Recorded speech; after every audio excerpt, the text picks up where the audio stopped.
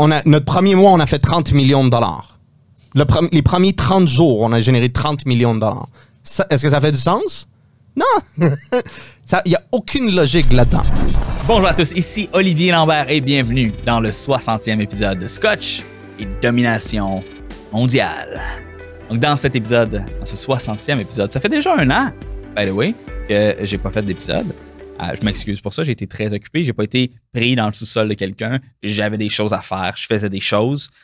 J'ai été très occupé à travailler sur les Bunkers, qui est ma nouvelle entreprise de studio intelligent pour faire des Facebook Live, des formations en ligne, une chaîne YouTube pour faire des podcasts, comme que j'ai réalisé pour le 60e épisode, que j'ai réalisé dans le bunker de Montréal. Donc, si jamais tu regardes la qualité visuelle, la qualité sonore, tu dis « Wow, ouais, c'est quand même nice. Moi, je pense que je pourrais peut-être, je sais pas, me lancer un podcast comme celui d'Olivier, simplement, facilement. » Ben, on va regarder ça, lesbunkers.com. On a présentement une offre sur le site web. Alors, n'attends pas au www.lesbunkers.com. Mais, mis à part tout ça, j'ai également travaillé sur d'autres projets. J'ai travaillé sur une formation qui va encadrer les gens à travers la création, le lancement de leur formation en ligne. J'avais ça, la métaformation. J'ai commencé à travailler là-dessus en avril dernier. Ça va être prêt probablement en avril cette année. C'est un gros projet, probablement ma plus grosse formation que je vais avoir faite de toute ma vie. J'y donne mon cœur, mon âme, tout va là-dedans. Et il y en a un autre, par contre, qui m'a... Quand on est entrepreneur, on a tout le temps le syndrome du shiny object. Et je me suis laissé emporter. J'étais censé juste faire un espèce de petit webinaire sur Bitcoin. Finalement, ça s'est vite transformé en plan de cours. Parce que je pense que Bitcoin, c'est probablement la technologie qui va avoir le plus gros impact social et économique de ma vie. Je pense que c'est absolument important de démocratiser cette technologie-là parce que ça permet à la population de réclamer leur indépendance et leur autonomie au niveau de la politique monétaire de la currency qu'ils utilisent. Donc, je suis un vendu Bitcoin. Je pense que ça va changer le monde. Je pense que c'est notre bouée de sauvetage vers le 21e siècle. Donc, allez regarder ça sur latranchée.com dans l'onglet Formations en bas complètement. Il y a des formations en attente, des formations où on peut faire des préinscriptions sur une liste d'attente. Donc, allez regarder ma métaformation ainsi que ma formation sur Bitcoin si ça vous intéresse. Donc, on va parler dans le 60e épisode de NFT. Parlant de crypto, on va parler de NFT. Mon invité est Kevin Moses et honnêtement, c'est une conversation wild. Genre pas wild, genre wild. Si ça veut dire quelque chose. Kevin, je veux juste dire ça. Okay. Kevin a fait 30 millions US dans ses 30 premiers jours à vendre des NFT. Il dit des chiffres qui font aucun sens. C'est absolument... c'est wild. C'est vraiment wild. Il n'y a aucun autre mot pour décrire ce podcast-là. Je veux juste mettre quelque chose au clair. Je ne suis pas conseiller financier. Kevin n'est pas conseiller financier. Il n'y a rien de ce qu'on se dit dans cette entrevue-là, dans le podcast d'aujourd'hui, qui est un conseil financier. Okay? Allez pas vider votre CELI et votre REER pour vous acheter des petits bonhommes sur Internet. OK? Puis, pour ceux qui ne savent pas, les NFT, c'est quoi? C'est un contrat qui donne la propriété d'un actif numérique. Fait que tu es propriétaire d'une photo, tu es propriétaire... c'est ça, tu es propriétaire d'une photo et ces photos-là sont un peu comme des cartes à collectionner. Il y en a qui sont plus rares que d'autres, etc. Anyway, si tu es déjà dans les NFT, tu vas trouver ça super intéressant. Si tu n'es pas dans les NFT, tu vas également trouver ça intéressant parce que je suis un débutant là-dedans. J'ai posé des questions de base. J'ai dit comment tu fais pour acheter des NFT, comment tu fais pour faire des NFT, qu'est-ce qui détermine la valeur d'un NFT. Donc, très, très instructif comme podcast. Et si jamais tu as des NFT toi-même, mais poste ton profil OpenSea ou peu importe la plateforme que tu utilises pour acheter tes NFT. Mets-les dans les commentaires. Je suis curieux de voir qu'est-ce que tu as collectionné. Et non seulement ça, mais je mets également au défi certains gens de créer un NFT. Donc, si jamais vous remplissez mon défi, faites juste me le mentionner dans les commentaires et je me suis engagé dans ce podcast-là à acheter à acheter le NFT des gens qui vont écouter le podcast. Fait que gâtez-vous, guys. Hein? C'est de l'argent gratis qui attend sur la table. Et finalement, avant de vous laisser à écouter le podcast, j'aimerais savoir, est-ce que vous aimez mes podcasts? J'ai besoin de validation un peu. Allez sur iTunes, me faire une évaluation positive, j'espère. Si c'est une négative, probablement que vous n'écoutez pas mon podcast. Anyway, fait que je ne vous parle pas à vous autres. Mais si ça vous tente de m'aider à rejoindre plus de gens, m'aider je sais pas, à contaminer les gens de mes idées. Hein? C'est des idées qui sont bonnes pour la santé. Après tout, allez me faire un petit review sur iTunes. Ça, j'apprécie énormément chaque évaluation qui sont laissées là-dessus. Bon, je vous laisse. J'en parle pas plus long. Je vais laisser la parole à Kevin lors du 60e épisode de Scotch et Domination mondiale. Bonjour, bienvenue au 60e épisode de Scotch et Domination mondiale. Aujourd'hui, j'ai un invité particulier qui, on boira pas de Scotch, mais je pense que c'est la personne tout désignée pour parler de domination mondiale. Alors, j'ai avec moi nul autre que Kevin Moses. Est-ce que j'ai bien prononcé ton nom? C'est la première fois que je dis. Kevin Moses. Kevin Moses. C'est comme Moïse en anglais, en fait. C'est littéralement Moïse. Très cool. Je suis mort quand je suis né, je pense.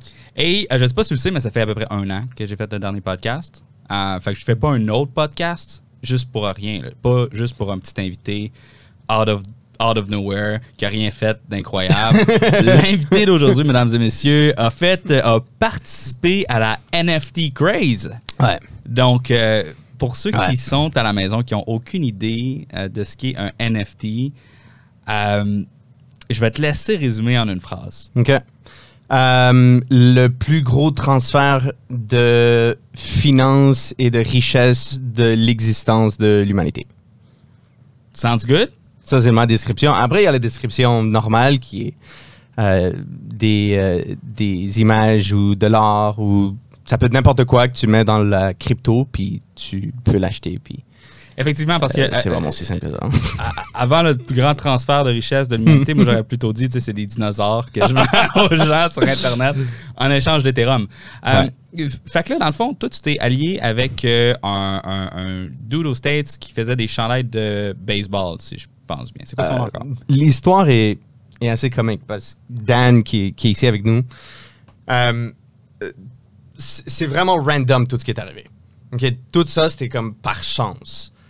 Moi, j'étais déjà en train d'essayer de rentrer dans le NFT World à minuscule échelle où j'essayais de lancer mon propre...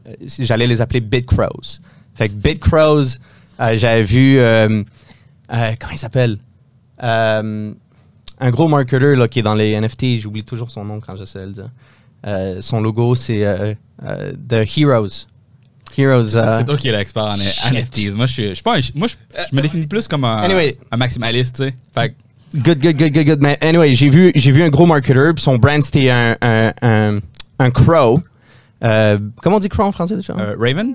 Ouais, un Raven en français. Le dos sur Twitter, est-ce que c'est Raven? Non. OK. Ah oui, peut-être. Whatever. Anyway. Okay, fait qu'un corbeau. Un corbeau, exact. Fait que j'ai vu un corbeau, puis j'ai vu qu'il était super hype dans les NFT, puis je voulais m'allier avec lui. Fait que là, j'ai créé un corbeau. C'est BitCrows. Puis là, j'ai amené genre 400 personnes dans le Discord, puis je pensais que j'allais sell out. Puis j'ai dit, OK, dans 3 semaines, on va avoir notre drop. Puis tout était à mini-échelle. Et Dan, qui m'aidait à vendre à Exode, il a dit, hey, je connais un dude qui veut faire des NFT. Il s'appelle Sean Kelly. J'ai dit, all right, let's do it. J'ai jamais dit non dans ma vie à quoi que ce soit. J'ai dit, OK, let's do it. Let's get it. On a commencé à créer des concepts de Chibi Dinos, qui était la première version de ma vie de NFT. Et je suis venu avec une idée. Lui, il vend des jerseys de la NBA. Fait qu'il fait des jerseys, il print des jerseys. Et l'idée, c'était de créer un dinosaure ou quelque chose, quoi que ce soit, mais qui porte un jersey. Et c'est exactement ça qu'on a fait. Ça m'a pris 2 jours, créer la collection entière. Fait que ça, c'est environ 10 000, mais on utilise du generative script. Fait qu'on crée toutes les parties de l'image. Fait qu'exemple, un corps, les yeux, la bouche, tout séparé, plein de versions de cette image, 30 par attribut, par exemple, 30 corps, 30 blablabla. Puis on s'inscrit, puis ça en génère 10 000. On a vendu 10 000 Chibi Dinos en 17 minutes. Ça nous a généré, 2,4 millions de dollars en 17 minutes. Puis c'est là où j'ai connu la vraie vie. Et notre aventure a commencé avec 6 secondes. En fait, le pre-sell, parce que la manière qu'on vend des NFT, c'est on crée du hype. Il n'y a aucune autre manière de le vendre. Il faut que tu crées du hype. Ouais. À moins que tu sois Beeple. Beeple, pour eux qui ne savent pas, Beeple, c'est le premier gros, gigantesque artiste de la NFT.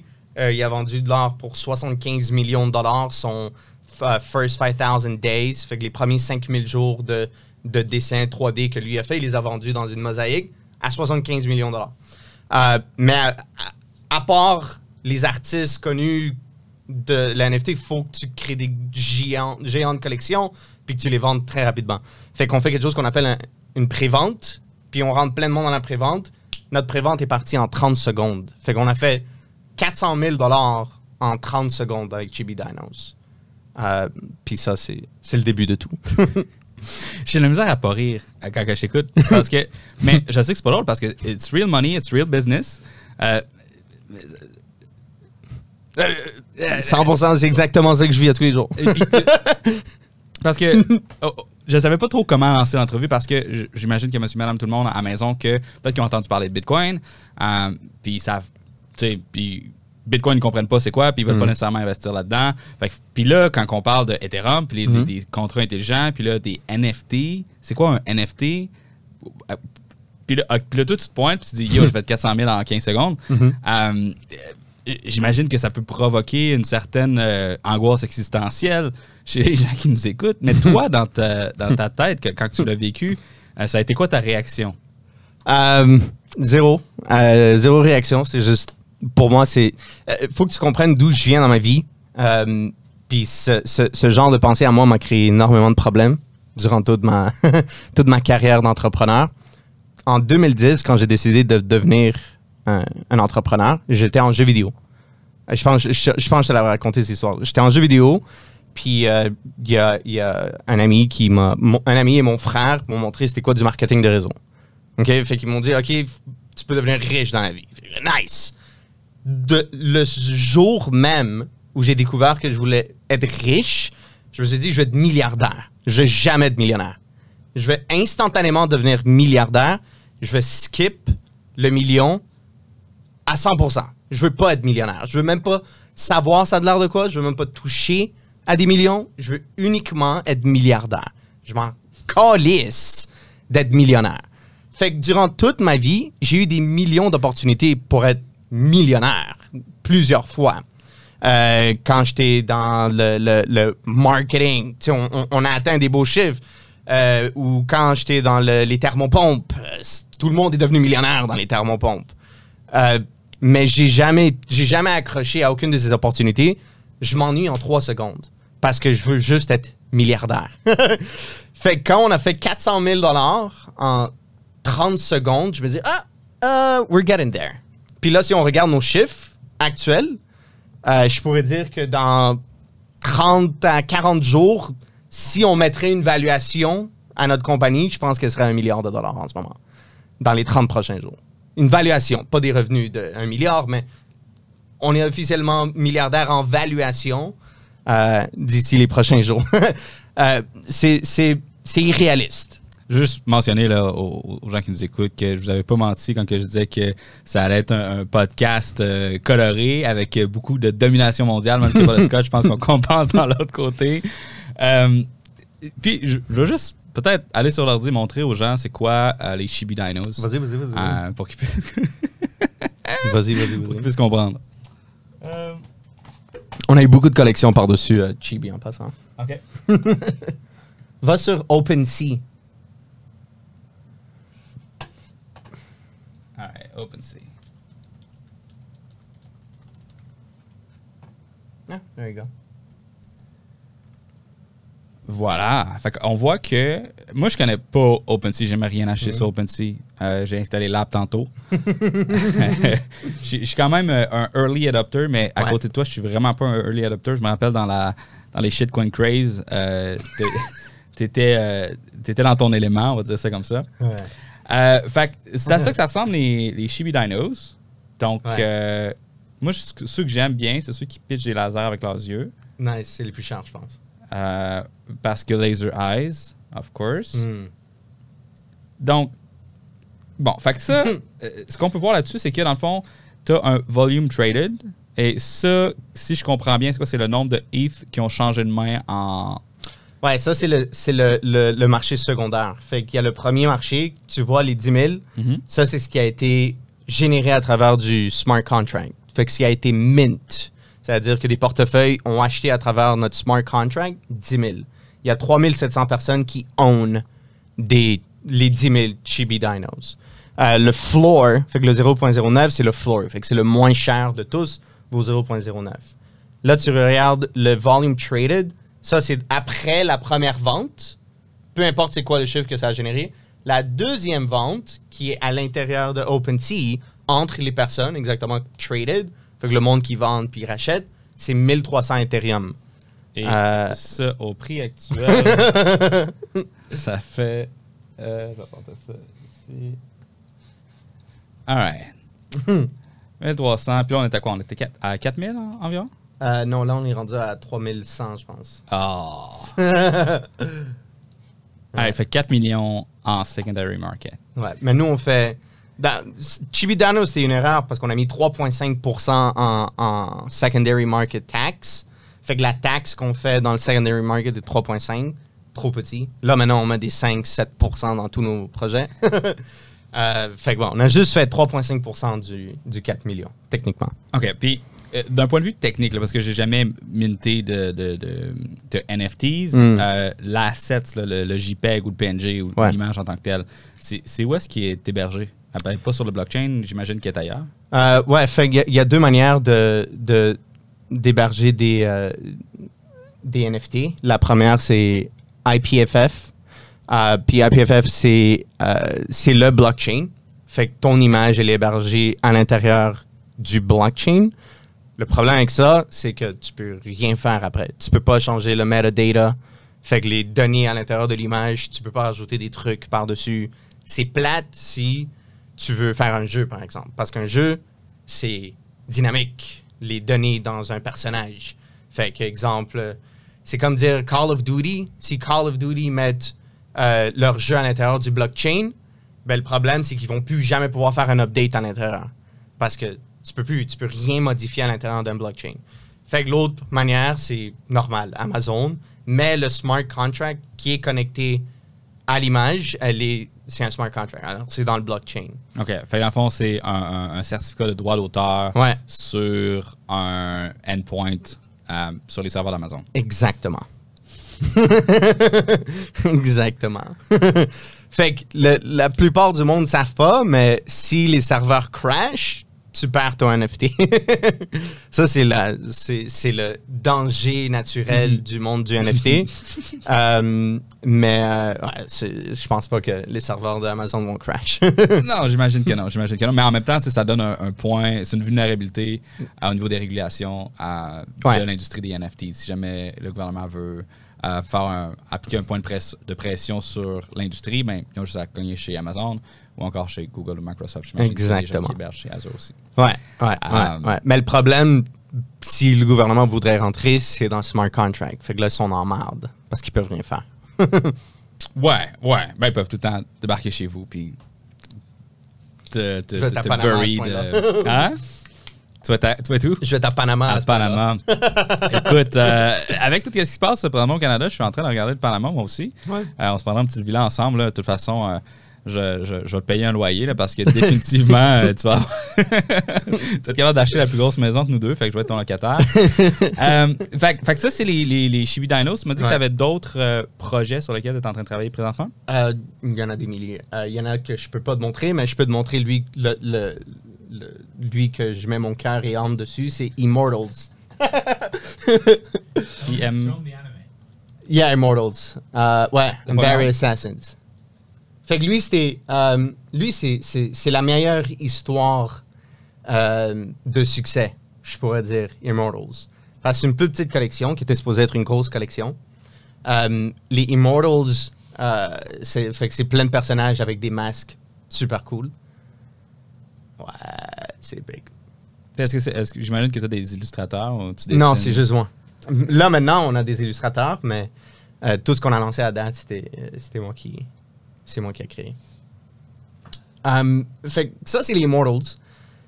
Je pense que l'histoire des Immortals, c'est une histoire très intéressante pour de rag to riches. Tu vois, ce qui est arrivé avec Immortals, dans le fond, la manière que tu fais un NFT, que tu vends un NFT en 17 secondes. On a un autre, je peux pas te montrer parce que ça va dévoiler que c'est nous derrière ce projet, puis on veut pas. On en a plein de projets de même, où on n'est pas doxed, fait qu'on n'est pas public derrière le projet. Justement à cause de qu'est-ce qui est arrivé avec Immortals. On a décidé de pas mettre notre nom derrière tous les autres projets. Une vingtaine de projets. On s'avait associé avec du monde un peu weird. NFT, hein?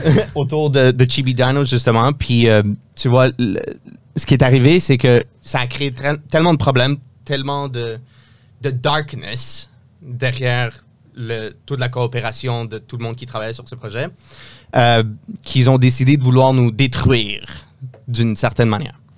Nous, quand on a lancé, parce qu'on devait lancer ce projet avec eux, puis on a dit, vous êtes un peu trop retardés, on va pas lancer ce projet avec vous, parce que ce projet a du potentiel de milliards de dollars. Parce que si on fait bien notre travail, un NFT, une collection, peut avoir une continuité infinie. Fait que tu peux lancer une collection aujourd'hui, collection dans une semaine, une autre dans une autre semaine. Je te donne un exemple, OK? Ouvre une autre page, je vais te montrer une collection deux collections qui vont arriver à des milliards de dollars. OpenSea encore. OpenSea 0 N1. 0. Non, le chiffre 0. Ouais. There you go. Est-ce que c'est la bonne? Ouais, c'est la bonne collection. OK, fait que tu vois, Unforce, ça, c'est pas nous. Mais Unforce, c'est une des collections avec le plus de succès dans l'histoire du NFT. Unforce, s'il lancerait une collection demain, une collection de 30 000, par exemple, 30 000 items dans la collection à 2 Ethereum chacun, ça vendrait en 9 secondes. En 10 secondes, même pas. Tout se vendrait en quelques secondes. À 2 Ethereum, une collection de 30 000 items dans la collection, ça se vendrait un claquement de doigts. Au complet.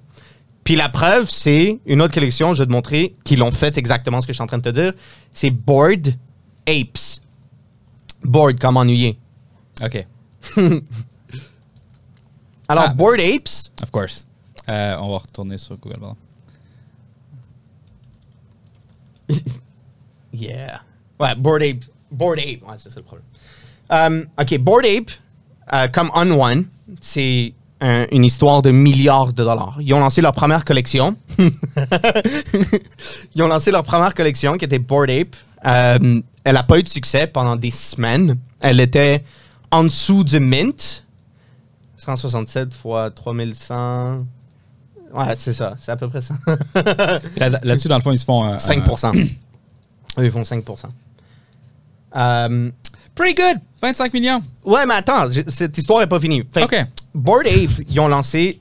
Leur projet était un flop pendant des semaines. Des semaines, personne ne voulait acheter. Le prix du secondaire, du marché secondaire, était en dessous du mint, un peu comme Immortals qu'on a maintenant. Mm-hmm. Fait que c'était en dessous du prix. Fait que les gens vendent à perte. Ils vendent à perte, littéralement. Fait que quelque chose est arrivé. Il y a un dude sur Twitter qui en a acheté 250. C'est juste ça qu'il y a. J'ai l'image ici. Le dude en a acheté, il a acheté 250 Bored Apes. Regarde le prix d'un Bored Ape. Le floor price. Juste le floor price. En haut, tu le vois, le floor price. C'est 37 Ethereum. Le moins cher. Fait que le moins cher Bored Ape est arrivé à 37 Ethereum en ce moment. Ensuite, eux se sont dit, ah, ben cool, on a une communauté vraiment riche qui achète nos Bored Ape. On va lancer d'autres collections. Puis ils ont commencé à lancer d'autres collections. Fait qu'ils ont lancé Mutant, juste écrit Mutant en haut. Ouais, le deuxième. C'est une collection de 15 700. Le floor est à 4.4. Ça, les Mutant, juste pour que tu saches, le mint price était de 1 Ethereum. Ça a sold out en 1 minute.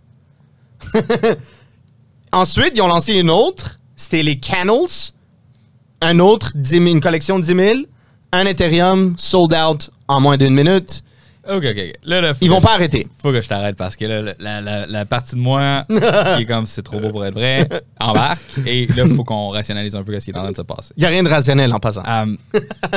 Bon, fait que tout cet argent-là qui est investi dans les NFTs, Ouais. Elle vient d'où? De 200 000 personnes.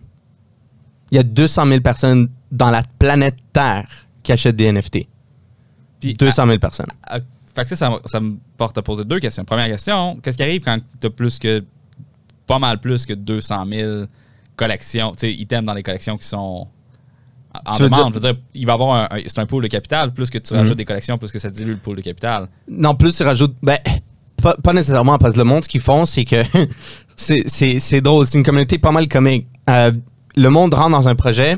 Si c'est pas des projets comme Ape Yacht ou On One, si c'est pas des projets de même où le floor est astronomique, ils vont vendre à perte puis ils vont en acheter le prochain.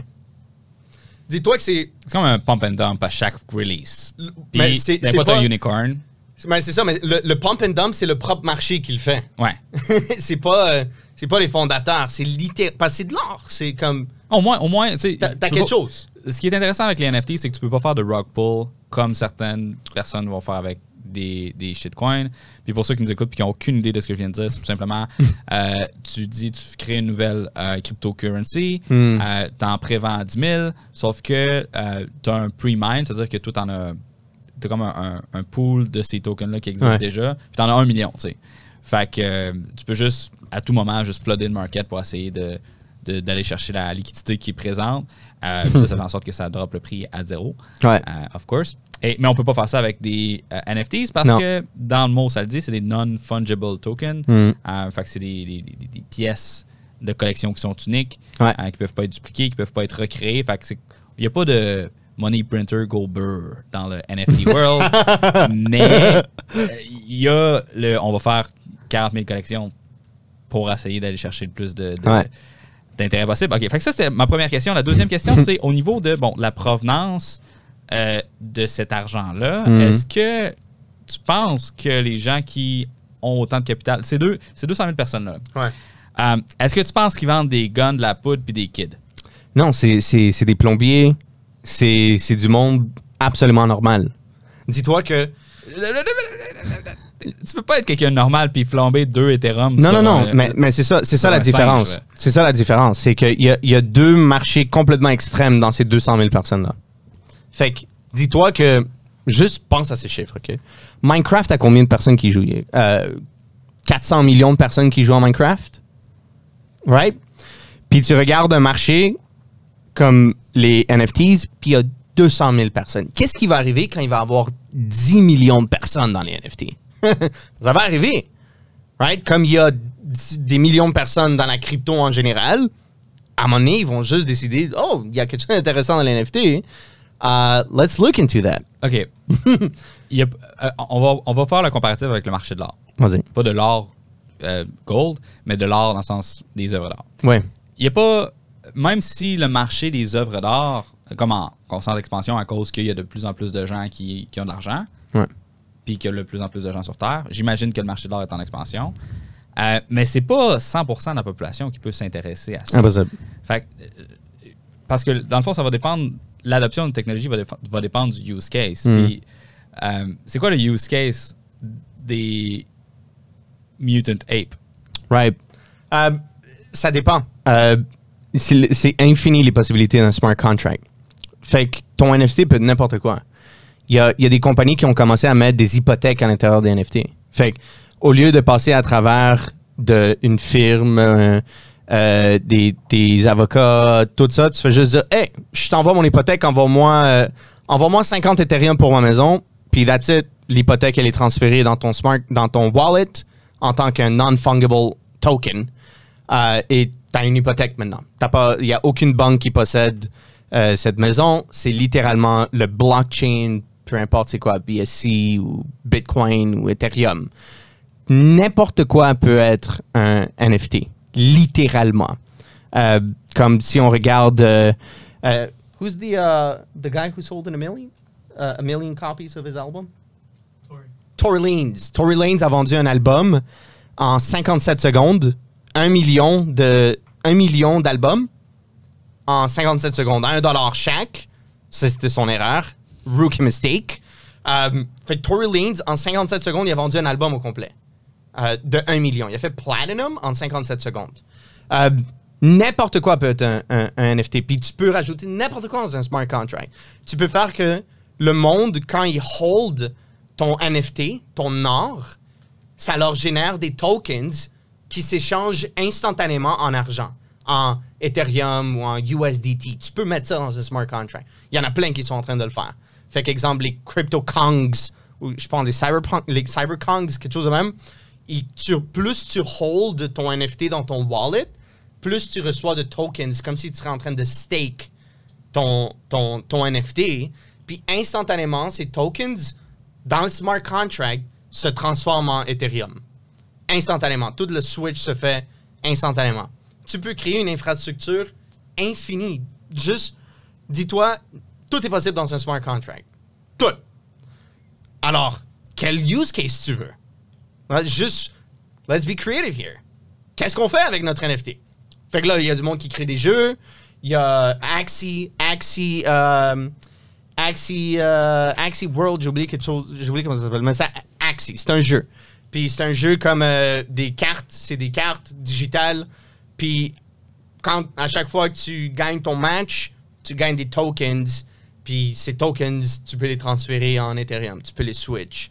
À l'intérieur de ça, il y a des millions de personnes. Juste dans ce jeu, il y a déjà des millions. Je pense qu'il y a 1,4 million de personnes qui jouent à Axie Infinity. Ouais, c'est ça.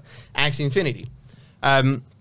Puis c'est un NFT. Chaque bonhomme que tu achètes pour tes cartes, c'est des NFT. C'est juste qu'ils l'ont bien market pour que ça n'ait pas de l'air de l'or ou juste un shitcoin. Ils l'ont market d'une manière que non, c'est juste c'est tes personnages dans le jeu puis t'as plus de pouvoir. C'est un peu comme Magic the Gathering. C'est exactement la même chose. Mais sur le blockchain. Sur le blockchain. Moi, ce que je trouve qui est vraiment intéressant au niveau de l'application de l'usage des NFTs au sein des jeux vidéo, c'est comme, je sais pas si tu as déjà joué à Diablo ou à World of Warcraft. Je dis ça, mais moi, j'ai jamais vraiment joué à ces jeux-là. I have a life, I play Call of Duty, which is, better. Je joue plus longtemps. Je joue le même nombre de temps que quelqu'un qui joue à World of Warcraft. Mais c'est pas grave. Ce que je veux en dire, c'est qu'il y a tout le temps eu des secondary markets sur ces plateformes-là. Il y avait des gens, il y avait des fermes ça fait drôle de dire ça, des fermes de monde. Ça fait pousser des tomates, ça fait pousser des gens. Et ces gens-là, ils jouaient à Diablo pour être capable de trouver des items rares et les revendre à d'autres utilisateurs sur un genre de black market où on se rencontre sur tel serveur à telle heure, puis on s'échange, tu me payes sur Visa, puis moi, je t'envoie l'item dans le jeu. Fait que ça a créé plein de marchés secondaires, autant dans toutes les MMORPG, dans le fond, où il y a le principe de farmer son loot. Et normalement, les compagnies n'aiment pas ça. Normalement, les compagnies crack down là-dessus. Puis, contrairement à moi, ce que je trouve qui est vraiment intéressant, c'est que les NFTs sont une belle opportunité, je crois, d'impliquer la communauté justement là-dedans. C'est comme quand que, mettons, dans Call of Duty, tu achètes des skins pour ton bonhomme.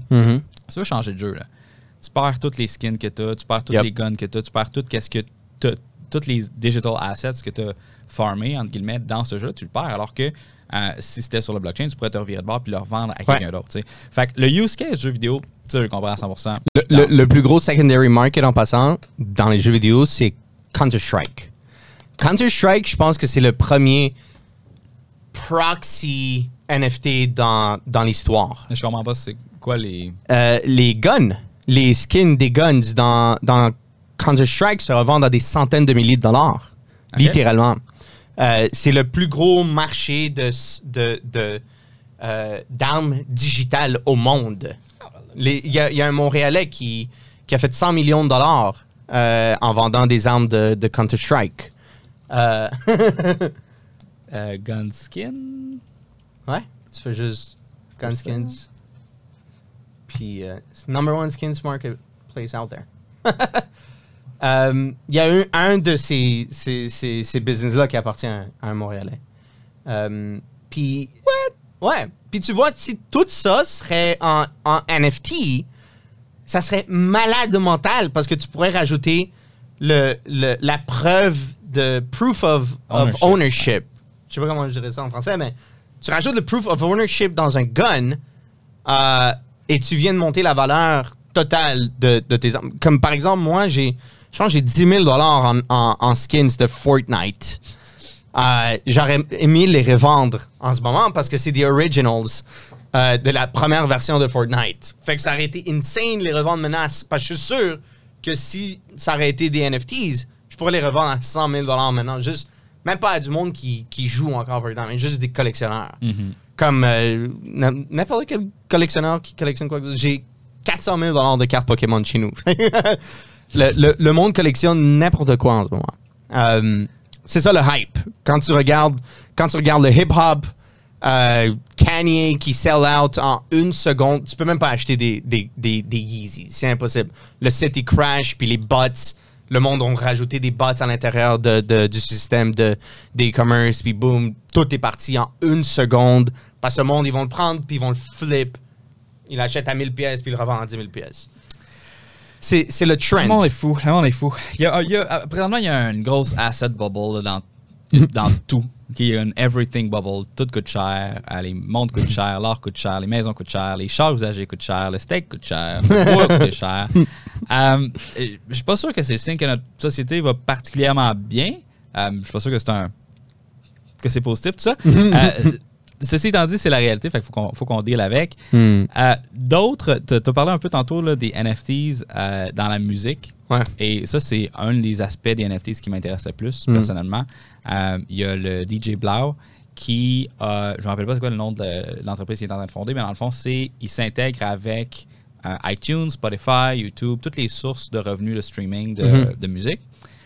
Puis il vend des contrats de royauté sous forme de NFTs. Fait que tu peux acheter le contrat pour telle tune, puis ça te donne un pourcentage comme 5,5% des royautés totales de la tune, puis il peut faire 200 éditions de ce contrat-là, le revendre.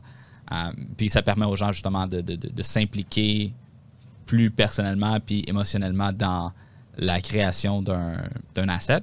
Puis le monde, il market. Exact, c'est ça. Ça fait des influenceurs, ils vont hyper, etc. Puis tu peux acheter une tune par valeur sentimentale, tu peux acheter une tune par valeur spéculative en disant le prochain album sort, je veux être celui qui a les droits sur cette tune-là. Ou tu peux la holder puis dire que cette tune-là, ça a été tellement un hit en 2000 que Shakira Hips Don't Lie, là, et dans 50 ans, ça va être de l'or, cette tune-là, parce que la valeur émotionnelle, la nostalgie. Sure. Est tellement forte. Fait que ça, dans le domaine de la musique, dans le domaine de la vidéo, dans le domaine des jeux vidéo, n'importe quoi qui est sur base de royauté, je pense que le modèle s'applique très bien. Tu as parlé des hypothèques, la vente de terrain, la vente de... Fait que tout ce qui est basé sur une entente, I get it. 100%, je suis derrière toi. Les dinosaures qui pitchent des lasers. Ouais, c'est de l'art. T'achètes des Van Gogh et t'achètes des Picassos. Oh. c'est comme des cartes Pokémon. Le marché lui donne une valeur. Ouais. Le marché lui donne une valeur. Comme Chibi Dinos ou Immortals ou tous nos autres projets. On a un projet maintenant, je peux pas te le montrer parce que sinon c'est à la fin du monde, mais il a vendu il a sell out au complet en 9 secondes. OK, c'était 4,500 items dans la collection. Pas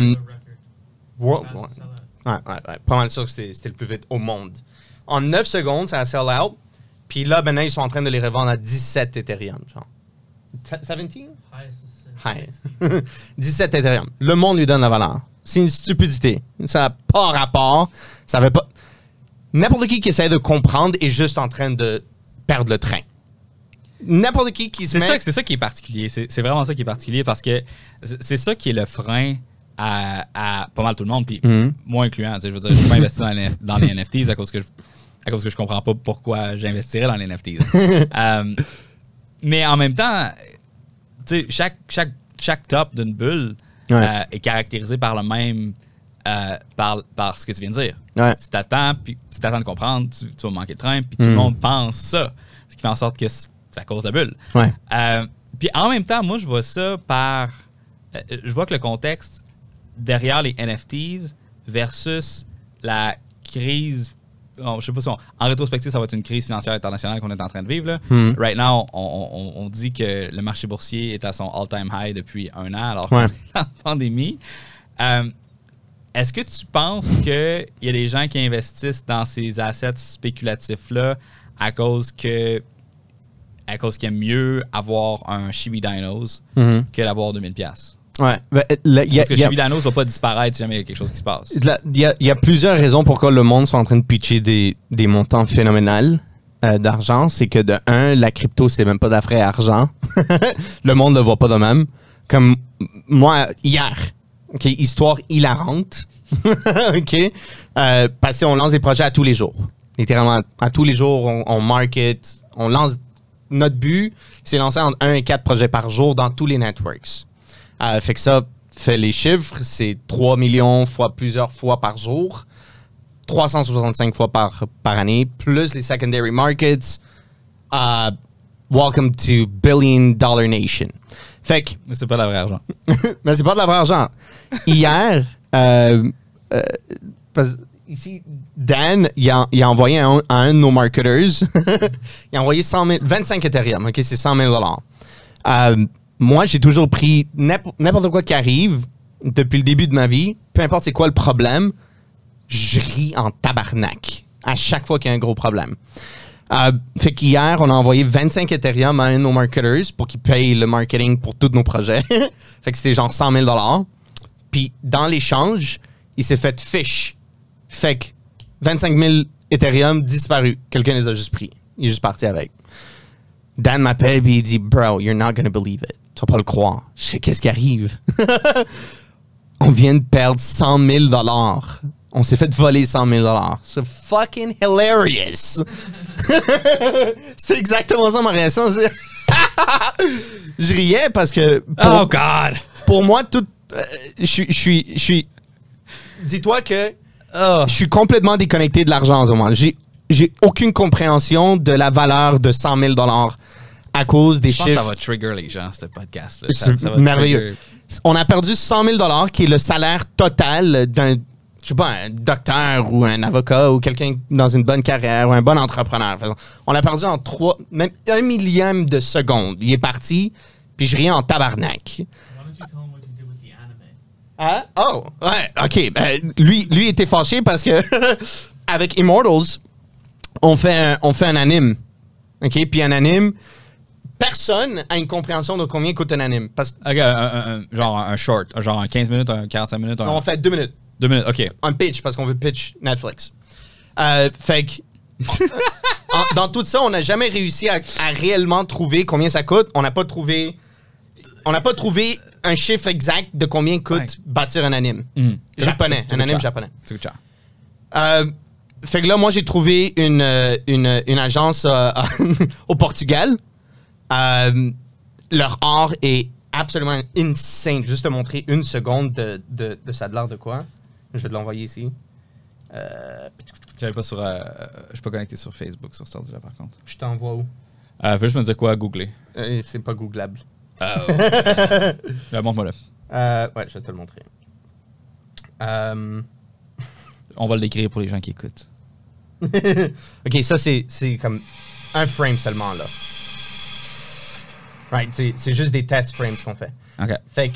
Donc, c'est une fille qui ouvre les yeux. Oh, ouais. Mais tu vois les masques que tu as vus, les Immortals, c'est l'histoire des Immortals directement. Puis, tu vois ici, il y a les personnages, tout ça. Fait que j'ai hire une agence. Je leur ai juste dit, OK, j'ai 100 000 $ de budget. J'ai même pas essayé de dealer. J'ai dit, OK, j'ai 100 000 $ de budget. Fait que là, ils m'ont dit, OK, ben c'est 100 000 $. Fait que là, ils m'ont envoyé un contrat. Je l'ai signé en 3 secondes. Puis j'ai dit, OK, je t'envoie 25 Ethereum. Fait que là, j'ai envoyé 25 Ethereum. C'était 100 000 $. Tu t'es fait fiche là. Comment ça se passait? Non, mais ça... Non, ça, ça c'était burn juste... 25 Ethereum ou c'est quelqu'un qui est parti avec? Non. Ça, c'est une autre histoire. J'ai juste envoyé 25 Ethereum à une agence au Portugal pour qu'il fasse mon anime. Puis ça a marché. Fait que j'ai été super lucky. Lui était pisse parce qu'il dit, dude, c'est pas comme ça qu'on fait du business. On s'en crisse. Je vais juste faire mon anime.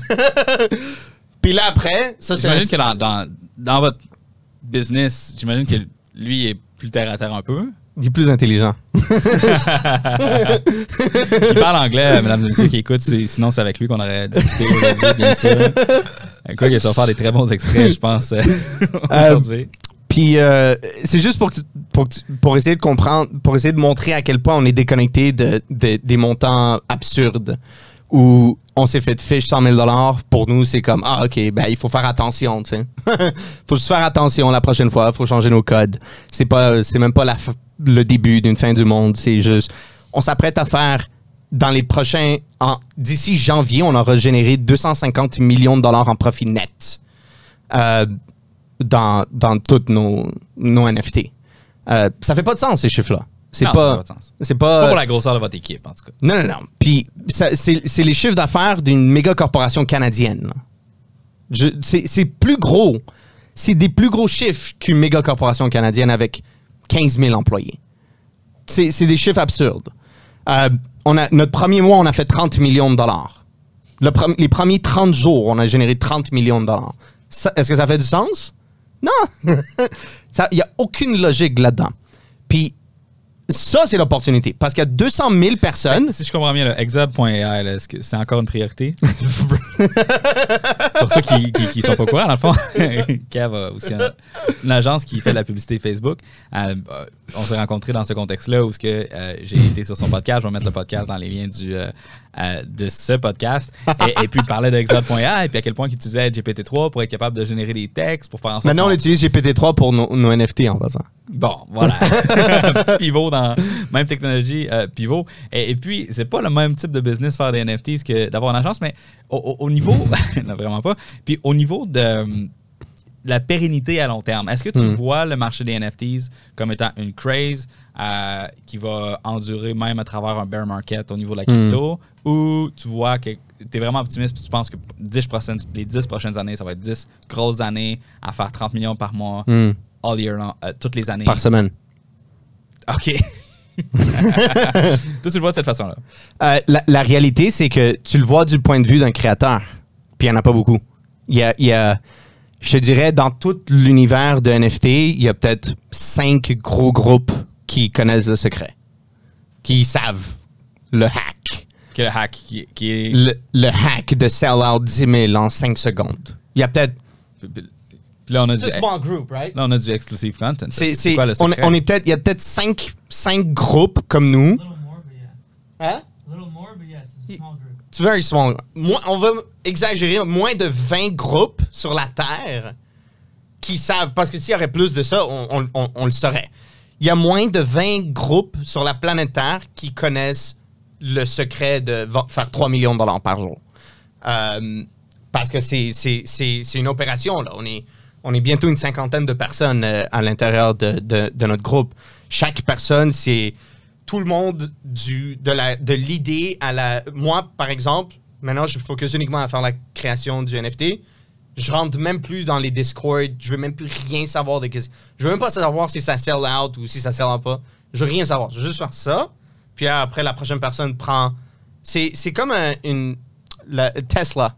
Un entrepôt de Tesla, pas un entrepôt, mais là où ils font une Tesla. Chaîne de production. Une chaîne de production. C'est une chaîne de production. Fait que la première personne fait ça. À la place de faire des autos qui sauvent la planète, tu fais des dinosaures qui pitchent des lasers. Exact. La prochaine personne fait ça, l'autre personne fait ça, l'autre personne crée le Discord, l'autre personne apporte 40 000 personnes en 2 jours dans le Discord, l'autre personne fait ci, l'autre personne... J'imagine que c'est beaucoup de techniques de growth hacking. C'est juste du growth hack. Puis... Est-ce que tu peux nous partager une partie de la stratégie? Parce que j'imagine que faire le smart contract, c'est une chose, mais c'est vraiment le branding. Parce que c'est un exercice de branding. C'est juste de dire, OK, ben moi, je suis le Apple des NFTs. J'ai la recette secrète, pas de capable de brander n'importe quoi. Puis on va milquer ça jusqu'à ce que ça... Jusqu'à plus rien. Jusqu'à ce que ça sorte en poudre, tu sais. OK. Mais c'est ça que j'essaie de dire, c'est que, tu vois, nous, tu t'entends tous ces gros chiffres, des chiffres irréels, parce que nous, on est les créateurs. Right? Mais à l'intérieur du marché, c'est bien normal. C'est comme, j'ai fait x2, j'ai fait x3. C'est pas... Ben normal, j'ai juste fait le x2 puis x3. C'est pas... Puis, j'ai acheté un CryptoPunk j'ai acheté au début de l'année. Les CryptoPunks étaient... Jusqu'au début de l'année, ils étaient quasiment donnés gratuitement. Un CryptoPunk, tu connais CryptoPunk? OK. Cherche CryptoPunks. Va sur Larva. Punks, comme PUNK. Ouais, va sur Larva, Larva Labs. Non, larvalabs.com. Ouais, au pire. Ouais, le premier. Boom. Larva Labs descend. Eux. Ah oui. Fait que les CryptoPunks, il n'y en a pas un en dessous de 200 000 $. C'est impossible. Incroyable, tout ça. Mais ouais. OK, tu vois, lui, Il le est dernier, tellement laid, man. lui qui s'est vendu à 4200 Ethereum, c'est 7,5 millions de $. Tout ça a commencé cette année. US. Eux, Larva Labs, c'est le premier NFT au monde, puis ils les donnaient. Parce que personne ne les voulait, personne ne comprenait. Fait qu'ils faisaient juste donner des CryptoPunks à tout le monde. Puis maintenant, ils valent des millions de dollars chacun. Fait que ça, c'est les histoires de succès massif, mais il n'y en a pas beaucoup d'histoires de même dans le marché du NFT. Il y a uniquement quelques collections qui deviennent des On-One ou des Bored Apes ou même des, je pourrais dire, des Pudgy Penguins, que c'est à 2 Ethereum. Parce que passer de 0.07 à 2 Ethereum, c'est quand même impressionnant pour ta vie. Tu viens de faire 10 000 pièces avec un investissement de 300 pièces. Fait que c'est quand même intéressant. Mais c'est pas absurde à la 30 millions de dollars par semaine comme nous. c'est pas ça dans le marché réel et dans le marché normal. Fait que c'est juste que t'entends des stupidités de mon côté, mais dans le marché, c'est smooth. Puis ça va continuer smooth, puis plus de monde va arriver dans le marché, puis il va y avoir plus de demandes pour les NFT, mais je pense pas qu'il va y avoir plus de NFT qui vont se créer à une vie. Ça va juste grossir de plus en plus. Chaque jour. On pourra faire un follow-up là-dessus, je pense. Prochainement. On va voir qu'est-ce qui va se passer avec tout ça. Écoute, je te souhaite que ça continue de bien aller de la façon que ça va présentement. J'ai tellement... OK, mettons là. Ouais. OK. J'ai un de mes amis, il m'a écrit la semaine passée. Il m'a dit, Oli, on se part une collection d'NFTs. Nice. Puis j'ai dit, get out of here. Je m'appelle pas Kev. Fuck that. Puis il dit, bro, il fait plein de cash, blablabla. On devrait se starter en NFTs. Fait que, c'est quoi les. Mettons là, OK, tu me fais un crash course. OK, step 1, génère des JPEG. Ouais. Step 2. Sans trop dire, parce que je veux pas me créer des compétiteurs. La seule chose que tu dois comprendre, c'est que tu dois amener 30 000 personnes en 3 jours dans un Discord. Ouais, ça prend beaucoup. Ça prend growth hacking. That's it. That's it. Dès que t'as fait ça, t'as sell out. Bargain avec une célébrité. Si t'as une célébrité, tu sell out. Si t'as un Gary Vee, un Logan Paul, c'est 500 000 $ à amener Logan Paul dans un NFT. Ça vaut la peine parce que tu fais 4-5 millions de dollars, ton Logan. C'est instant sell out. Si Gary ou Logan est en intérieur. Fait que si t'as 500 000 pièces, let's go pay. Soit t'as une célébrité derrière ton NFT, comme on a beaucoup de projets de ce méga star. En fait, pense à n'importe quel star, on est en train de faire leur projet. Et soit t'as une star ou soit t'es un growth hacker. C'est un des deux. Puis growth hack, sois créatif. Comment t'apportes 30 000 personnes dans un Discord en 3 jours? Fait que là, ça c'est la manière qu'on les fait, c'est on hype les pre-launch. Fait qu'on apporte les premiers dizaines de milliers à travers du growth hack. Et tout le reste, il y a 2 manières qui vont arriver. Soit ton créatif, ton art est fucking insane. Exemple, écris Mechaverse. Avec un K.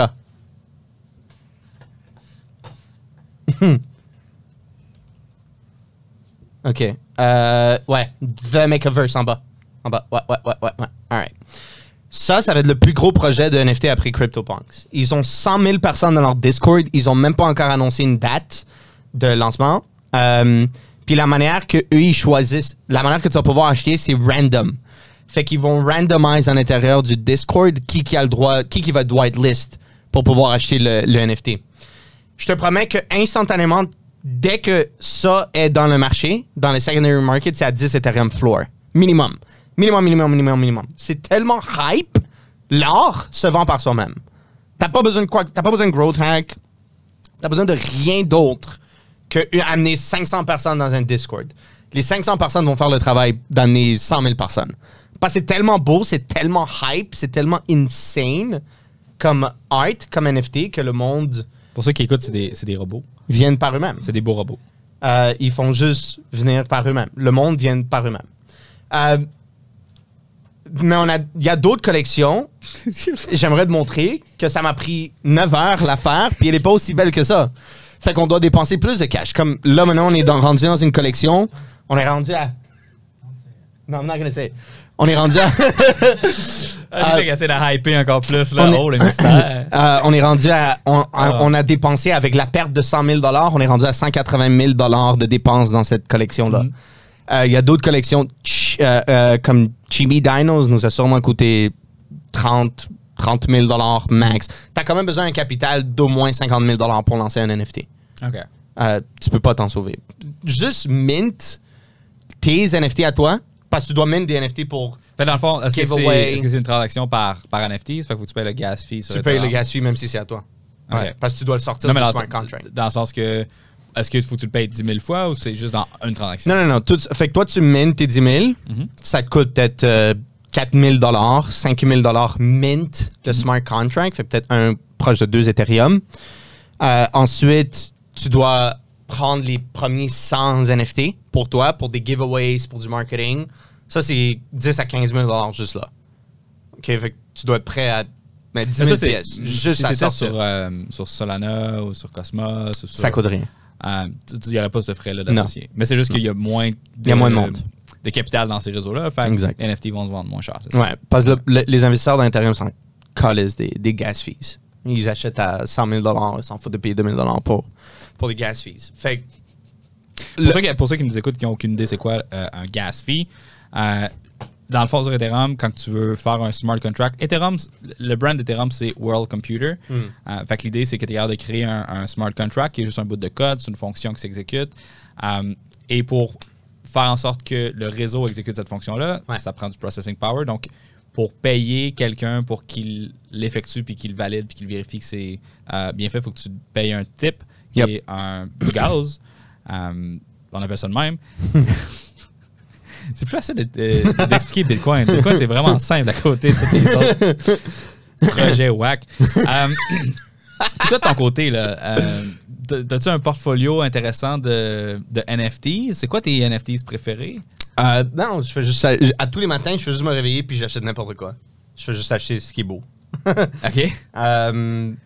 Tu sais, je vais te montrer, mais c'est comme j'achète des trucs random là, par rapport. Est-ce que tu revends tes trucs random après? Jamais. Je revends rien. C'est juste pour le fun?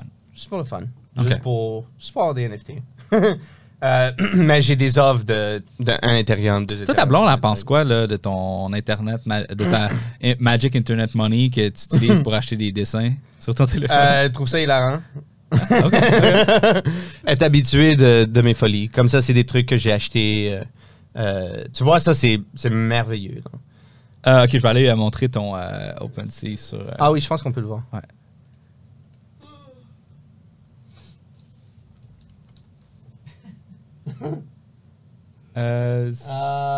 Va sur... non, va directement sur OpenSea. OK. Parce que je suis sur Bing. Fuck. Ouais. Cherche Kevin Moses. En un mot ou en deux? Ouais, un mot. Non. Remonte. Ouais, laisse le... ouais. Ça? Ouais, That's it. OK, good. J'achète réellement n'importe quoi. This reality is expiring. OK. Ouais, lui, je l'ai acheté hier. Je sais pas, je l'ai trouvé cool. Clayling, j'en ai acheté. Juste pour que tu comprennes, là, les gas fees, j'ai essayé d'acheter ces Claylings-là pendant que c'était en train de se faire mint. Non, pas... Puis dans le price, est-ce que c'est price paid ou c'est... Non, ça, c'est moi, je l'ai mis à ce prix-là. Okay, je l'ai remis dans le marché à ce le prix-là. last, ça, c'est le prix que tu l'as payé? Ouais. OK. Mais ça, il y a tellement de hype dans cette fucking collection que ça m'a coûté 3 000 $ en gas fees. Parce que ça a fail. Mes transactions ont fail 2 fois pour essayer d'acheter ces Claylings-là. Puis ça m'a coûté vraiment cher. Fait que je revends pas en dessous de 200 Ethereum. Ouais. T'as vraiment n'importe quoi? Ouais, mais c'est des belles choses. J'achète juste ce qui est cool. Comme ça, les Sephirian, je trouve que c'est tellement cool. Je parlais avec Celle-là, c'est elle au milieu. avec une avocate hier, Amazing. Aïcha, qui est en train de travailler avec la tranchée sur la prochaine formation sur le marketing par courriel. Nice. Et elle me parlait des NFT, des galeries d'art de NFT physiques. Parce que dans le fond, tu as des écrans, tu regardes l'art, tu as le code, justement, un code QR qui t'amène sur OpenSea pour être capable d'acheter Nice. le NFT. Comment est-ce que tu vois... Tu vois celle-là?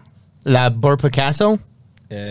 Oui. OK. Celle-là, je l'ai achetée à Ça, c'est 0. comme un genre de PP Ouais. à Picasso. Je l'ai acheté à 0.21. Puis là, j'ai des offres proches d'un Ethereum. Mais ça, c'est... OK, tu peux faire des offres. Dans le fond, mettons, moi, je veux t'acheter ça. Je clique là-dessus. Je fais Make Offer. Ouais. Je me connecte avec mon MetaMask. Tu dois utiliser du Wrapped Ethereum pour faire des offres. Pourquoi? Je sais pas. OK. OK. C'est juste du Wrapped. OK, c'est des qui marche. WEF. Ah oui, c'est bizarre. OK. Ouais. Puis après ça, on voit l'historique, dans le fond, de chacun des... That's it. You can see the traits. Ouais. Chacun a des traits. C'est vrai que si tu montes en haut... This is not racist.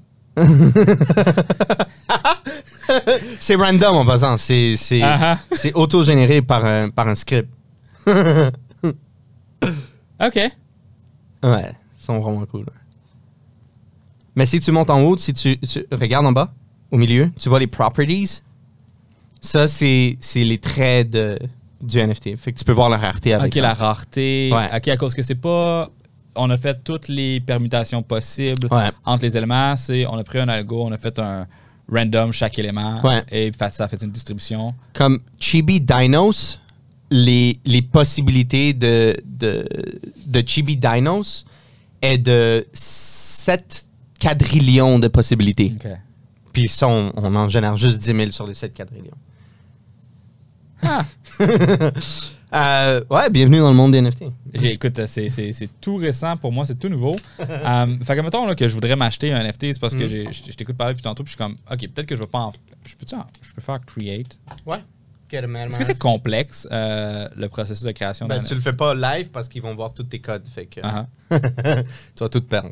Mais c'est-tu, j'imagine que... Ça prend 2 secondes de créer un MetaMask. Après, tu dois juste transférer du Ethereum à l'intérieur. Ouais, C'est juste ça la complication. mais je parle parce que tout...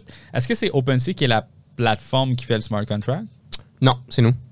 OK. Nous, quand tu vas, si tu vas en Create, faut quand me tu connectes, tu peux create un collection, puis là, tu peux upload un smart contract. Dans ton smart contract, toute l'information est à l'intérieur. OpenSea, tout ce qu'il fait, c'est pull le data puis l'information du smart contract, puis il crée la collection automatiquement. Tout se fait automatique. OK. Fait que le premier mint est sur ton site web. OK. Il n'est pas sur OpenSea. OpenSea, c'est secondary market. Fait qu'à chaque fois que quelqu'un achète un NFT de ton smart contract, ça apparaît dans OpenSea. Got it. Facile. OK. Puis là, mettons... OK, exploit. Fait que là, mettons, moi, je suis comme... Ah, peut-être que je veux pas en écrire. OK, mettons... Écoute, je vais mettre au défi les gens à la maison de faire un dessin de chat, prendre en photo, de l'uploader sous forme de NFTs. Ouais. Et je vais l'acheter. Nice. Je vais l'acheter. Je vais mettre 0.05 Ethereum là-dessus. OK. Je sais pas c'est combien. C'est 0.05, c'est 150 $. Voilà, OK. Fait que ça, c'est un montant US. à laquelle je suis prêt.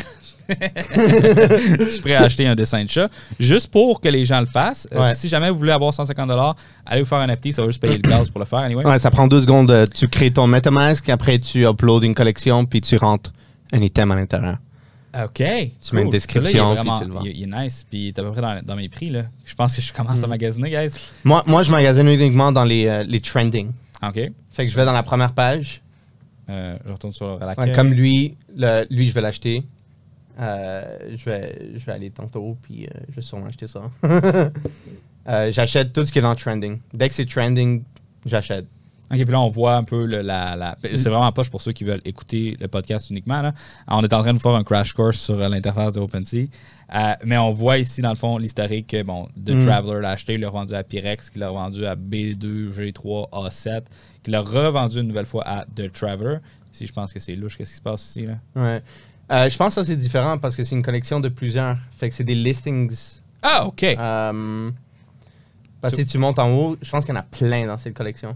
OK, c'est dans le Trading History qu'il aurait fallu que je regarde. Ouais, là tu vois tout. OK. Ouais, il y en a des...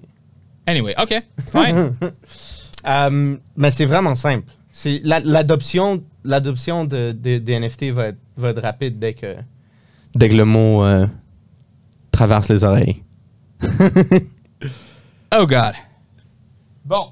Je ne sais plus où aller à partir de là. Je pense que c'est une bonne place où rapper le podcast.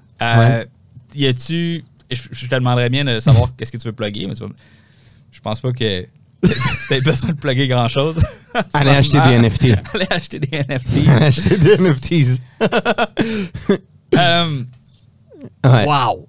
Wild. Écoute, merci énormément de t'être déplacé, d'être venu sur le podcast. C'était un plaisir. J'espère que tu as apprécié ça. By the way, il faut que je me plug aussi. C'est le premier podcast qu'on enregistre au Bunker de Montréal. C'est très épique comme endroit. D'enregistrement. Je ne sais pas ça va ressembler à quoi là, au montage si tout est clean, mais by the way, je fais pas vraiment de montage parce que les cams se switchent automatiquement. J'ai remarqué. C'est génial, tout ça.